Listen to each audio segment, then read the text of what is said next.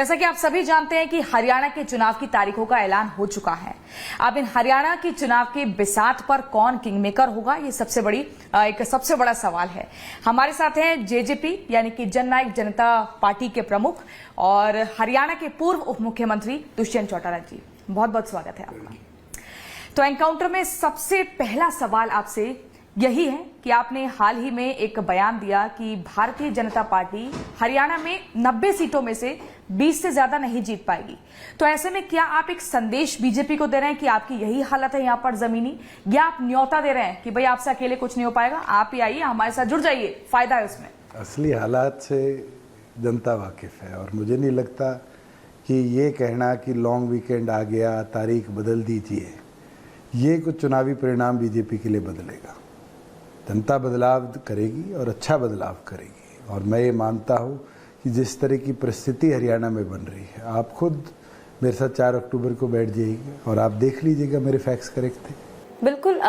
सवाल आगे मैं जाऊं, लेकिन उससे पहले मैं ये जानना चाहूंगी, क्योंकि अभी आपने साफ कर दिया कि तारीख किस लिए बदली जा रही है, लॉन्ग वीकेंड का नाम लिया जा रहा है, लेकिन अगर हम ग्राफ देखते आए 2019 की बात कहें, जैसा कि प्रियंका ने बोला, किंग मेकर आपको कहते हैं, यंगेस्ट चेहरा, और कितना विश्वास सबने किया ये हम जानते हैं, लेकिन उस दौरान आपने जीत हासिल की, उसके बाद ग्राफ नीचे आता नजर आया। ऐसे में अब अकेले चुनाव लड़ना, पहले तो आप ये बताइए, अकेले लड़ने वाले हैं या अलायंस, इंडिया अलायंस के साथ? आज के दिन हम 90 की 90 सीटों पर तैयारी कर रहे हैं और मजबूती से अकेले लड़ेंगे। तो अकेले लड़ना कितना सही डिसीजन होगा? मुझे नहीं लगता। पिछली बार भी हम अकेले ही गए थे, बहुत अच्छा डिसीजन था। उससे पहले हम बसपा के साथ अलायंस में थे, अलायंस टूटा। हमारे पास एक ऐसा ग्राउंड था जिस ग्राउंड पर लोग कहते थे कुछ नहीं होगा। मुझे याद है, कोई भी नेशनल छोड़ दीजिए, प्रदेश का चैनल भी हमारी एक सीट नहीं दिखाता था और हम 10 सीटें जीत कर आए। और आपने खुद यूज़ किया भी किंग मेकर, चौधरी देवीलाल जी इस देश के थे। अगर हम प्रदेश में कर पाए और हम उस समय की 35 दिन की मेहनत में कर पाए, आज से 35 दिन तो हमारे पास है। 35 दिन में परिस्थितियाँ देश की राजनीति में कई बार बदली हैं। आप उठा के देख लीजिए 1976-70 का चुनाव, जब एक नारा चला था, India is Indira, Indira is India. Chaudhary Devilal ji शरीके के लोगों ने सबको इकट्ठा किया और सबको इकट्ठा करके परिवर्तन की राह पर चले। और उस समय इंदिरा गांधी जी की सरकार गिरी, सारे हारे, बहुगुणा जी जैसे नेता हारे। तो वो परिस्थितियां क्या चुनावी करवट लेंगी 35 दिन में, तो कोई भी गैस नहीं। आप ये बताना चाह रहे हैं कि किसान आंदोलन कुछ भी ला सकता है, नतीजे उसके हाथ में बहुत कुछ है? देखिए, बिल्कुल। आप जिन्होंने रिजाइन किया, सुखबीर बादल जी ने रिजाइन किया, हरसिमरत बादल जी ने रिजाइन किया, एनडीए छोड़ी, उनकी पार्टी 3 सीटों पर आ गई। परिस्थितियां कुछ भी ला सकती है और राजनीति के अंदर प्रेडिक्शन इज इम्पॉसिबल। दुष्यंत जी, अभी आपने कहा कि 4 अक्टूबर को हम बैठकर फिर से बात करेंगे। आप किस आधार पे कह रहे हैं कि बीजेपी की नींव कमजोर हुई है? क्या किसानों की नाराजगी, क्या पहलवानों की नाराजगी, ये सब कुछ आधार बनेगी? और क्या यही सब नाराजगी आपको भी, जेजेपी को भी लोकसभा चुनावों में झेलनी पड़ी? देखिए, हमने लोकसभा में क्या झेला है जग जाहिर है। एक चुनाव ऐसा बन गया था जिसके अंदर, हमारी देसी भाषा में कहते हैं, बड़ी पर्ची का चुनाव था। और बड़ी पर्ची के अंदर 2 यूनाइटेड फ्रंट नेशनली बने, एनडीए और इंडिया अलायंस, और उन दोनों नेशनलिस्ट फ्रंट्स के बीच चुनाव लड़ा गया। आप नॉर्थ इंडिया में मुझे 5 सीटें नहीं गिनवा सकते जो इस फ्रंट से पंजाब को छोड़कर डाइवर्ट हुई हो। सिर्फ एक सीट मैं जानता हूँ, चंद्रशेखर की है। चंद्रशेखर जहाँ लड़ा, जीता, वहाँ पर सपा कमज़ोर हुई। अदर देन दैट पूरा north India was wiped out between 2। या तो वो इंडिया अलायंस था या एनडीए था, और उसी के बीच में मुकाबले रहे। रीजनल पार्टीज को लोगों ने बड़ी पर्ची में साथ नहीं दिया। अभी छोटी पर्ची का चुनाव, छोटी पर्ची तो रीजनल पार्टीज का चुनाव है। और इतिहास है कि जब जब विधानसभा के चुनाव हुए हैं, when it comes to regional talks, Chaudhary Devilal ji एक कहावत कहा करते, regional parties are original parties. तो छोटी पर्ची में तो वही मुद्दे उठाती है जो जमीन से जुड़े हैं। क्या आप ये तय कर सकते हैं कि कांग्रेस का मुख्यमंत्री चेहरा कौन होगा? क्या बीजेपी शोर शॉट है कि नायब सैनी चुनाव हार जाएंगे, उसके बाद भी उनको मुख्यमंत्री बीजेपी बनाएगी?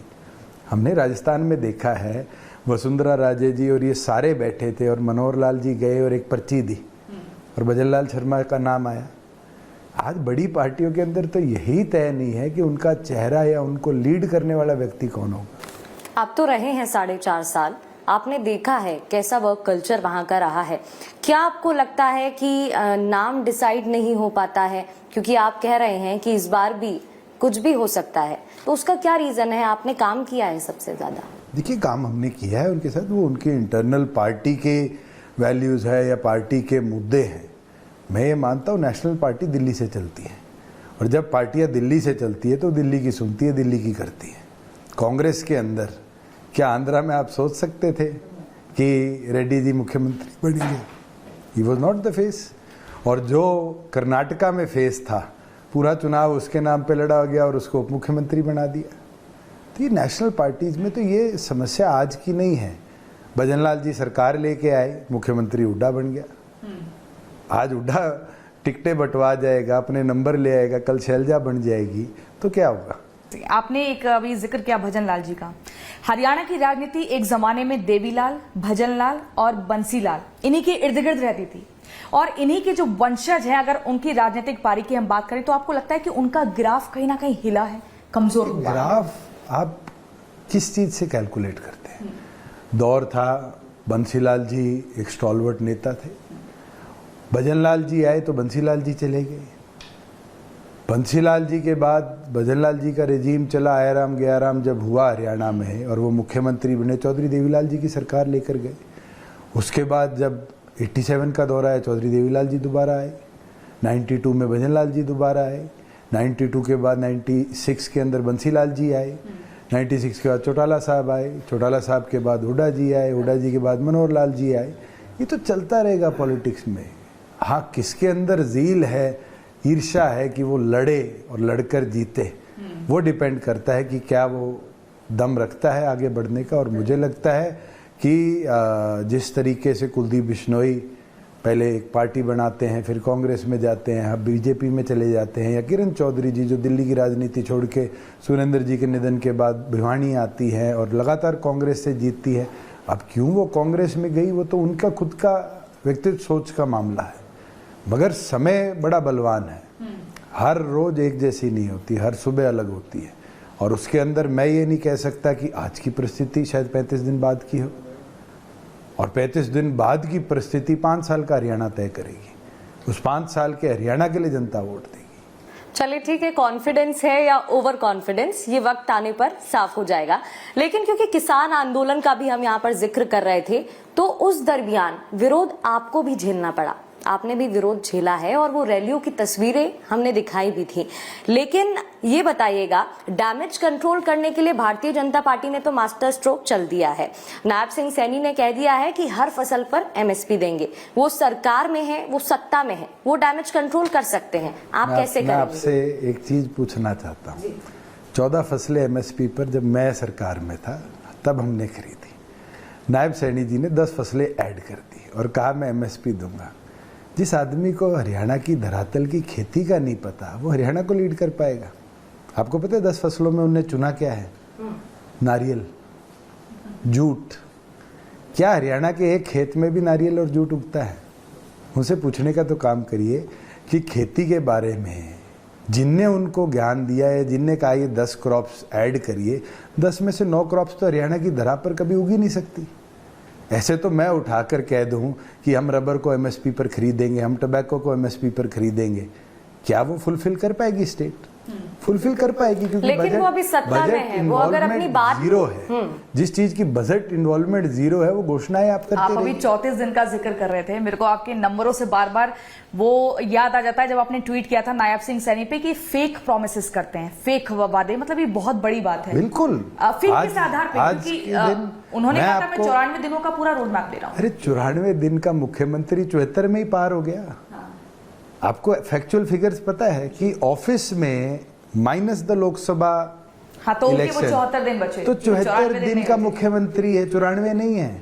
और दूसरी चीज, उनने कौशल रोजगार निगम के अंदर लगे हुए कर्मचारियों को पक्का करने के लिए एक ऑर्डिनेंस लाया। ऑर्डिनेंस की वैलिडिटी कितनी है? 6 महीने। 6 महीने में अगर वो मुख्यमंत्री नहीं रहेंगे, जिन लोगों के साथ धोखा किया है, क्या वो इतने अनपढ़ हैं, समझ नहीं पा रहे कि अगली सरकार उसको बिल के तौर पे नहीं लाएगी? आप खुद सोचिए कि जिस व्यक्ति ने सिर्फ घोषणाएं करी है, या सिर्फ सम्मान समारोह करे हैं। मैंने एक दिन प्रेस कॉन्फ्रेंस में डाटा दिया था कि उनने 32 दिन के अंदर 17 सम्मान समारोह करे। सम्मान समारोह उन चीज़ों के जो जब तक हम कैबिनेट में थे हमने अप्रूवल दिए। अग्निवीर को 10% रिजर्वेशन देनी, it was action which was initiated by me.